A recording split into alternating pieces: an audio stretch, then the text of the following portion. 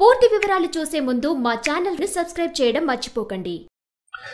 శ్రీ గురుభ్యో నమః. శ్రీ మహాసరస్వత్యై నమః. ఓం నమః శివాయ. నారాయణ శాస్త్రి ఆస్ట్రాలజీ ఛానల్ వీక్షిస్తున్నటువంటి ప్రేక్షక మహాశీలకు స్వాగతం, సుస్వాగతం. ఈరోజు మనము 2025వ సంవత్సరం మార్చి నెల 1వ తేదీ నుంచి 15వ తేదీ వరకు వృషభ రాశిలో జన్మించినటువంటి వారికి ఏ విధంగా ఉందో తెలుసుకుందాం.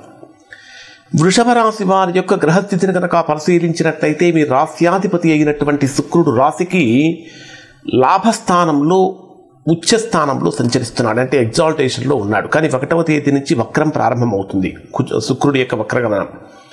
మీ జన్మరాశికి 2వ స్థానంలో కుజుడి యొక్క సంచారము, ద్వితీయ స్థానాధిపతి అయినటువంటి బుధుడు కూడా లాభస్థానంలో సంచరించడము, దశమ స్థానంలో రవిశని గ్రహాల యొక్క సంచారము. సో ఓవరాల్గా కనుక పరిశీలిస్తే వృషభ రాశిలో జన్మించినటువంటి వారికి మార్చి నెల అత్యంత అనుకూలమైనటువంటి మాసంగా చెప్పవచ్చు మనం. కారణం ఏమిటంటే ఈ నెలలో మీకు మీ రాశ్యాధిపతి రాశికి ఎగ్జాల్టేషన్ ఉచ్చస్థానంలో సంచరించేటప్పుడు ఆశించినటువంటి ఫలితాన్ని పొందుతారు. ఇప్పటి వరకు వృషభ రాశిలో జన్మించినటువంటి వారు దేనికోసమైతే పరితపిస్తున్నారో, ఏది బలంగా జరిగితే బాగుండాలని మీరు విశ్వసిస్తున్నారో అటువంటివి ఖచ్చితంగా జరిగేటటువంటి అవకాశం ఏర్పడుతూ ఉంటుంది. అంటే ఇప్పటిదాకా మీరు పనులలో ఎదుర్కొన్నటువంటి ఆటంకాలు, అవాంతరాలు అన్నీ కూడా తొలగిపోతాయి. అలానే మీ జన్మరాశికి ద్వితీయ స్థానాధిపతి ధనాధిపతి అయినటువంటి బుధుడు, పంచమ స్థానాధిపతి అయినటువంటి బుధుడు లాభస్థానంలోనే ఉన్నాడు. కానీ బుధుడికి మీనరాశి నీచ స్థానం. జనరల్గా ధనాధిపతి అయిన బుధుడు నీచ స్థానంలో ఉన్నప్పుడు కొద్దిగా లాభం తగ్గుతుంది. అంటే ఇది ఎవరికి అంటే ఉద్యోగస్తులకైతే ఏదైనా ఏ రకమైన ఫ్లక్చుయేషన్స్ ఉండవు. పర్టికులర్గా వ్యాపారం చేసేటటువంటి బిజినెస్ మ్యాన్స్ కనుక మనం పరిశీలించినట్లయితే వ్యాపారపరంగా ఆశించినంత లాభాన్ని పొందలేకపోతారు.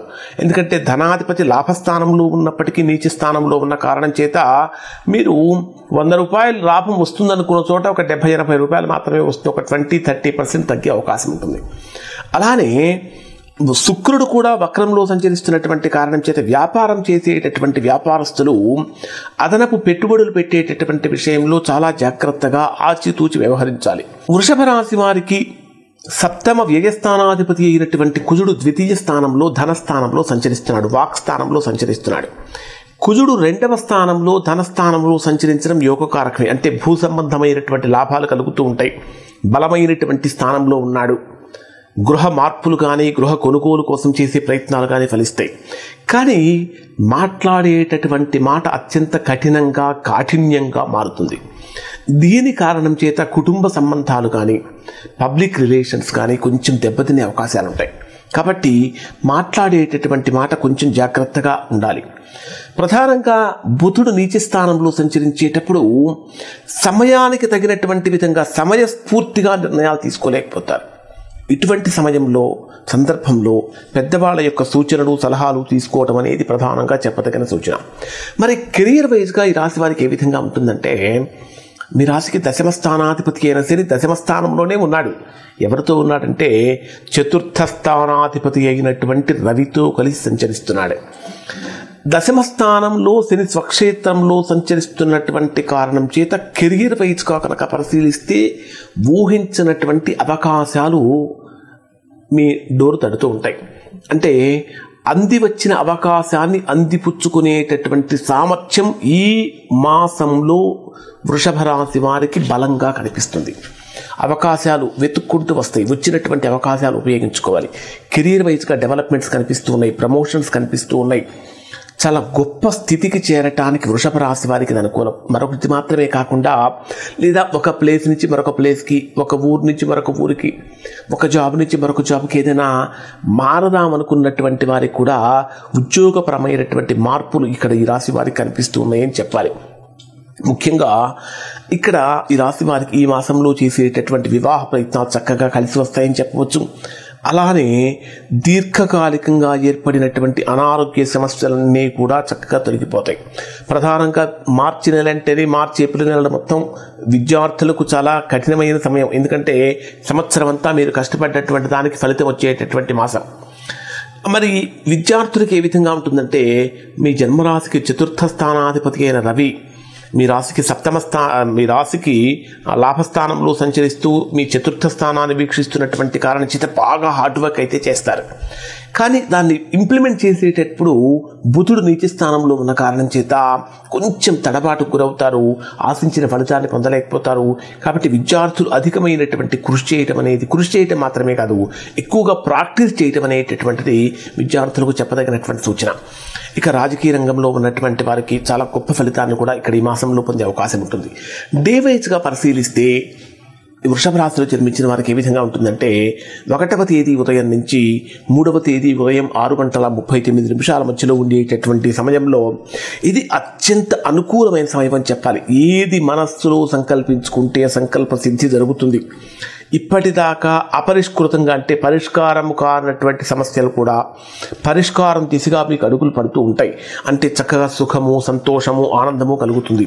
ముఖ్యంగా చెప్పాలంటే ఇష్టమైన వ్యక్తుల యొక్క కలయిక ఇక్కడ వృషభ రాశి వారికి చాలా గొప్ప ఆనందాన్ని కలిగిస్తుంది, ధనధాన్య ప్రాప్తి కలిగిస్తుంది. అంటే మానసికమైనటువంటి ఆనందాన్ని, సుఖాన్ని, సంతోషాన్ని పొందడానికి ఇక్కడ అవకాశం ఏర్పడుతూ ఉన్నది. తరువాత 3వ తేదీ ఉదయం 6:39 నుంచి 5వ తేదీ ఉదయం 8:15 మధ్యలో ఉండేటటువంటి సమయం దాదాపుగా ప్రతికూలమైన సమయం చెప్పాలి.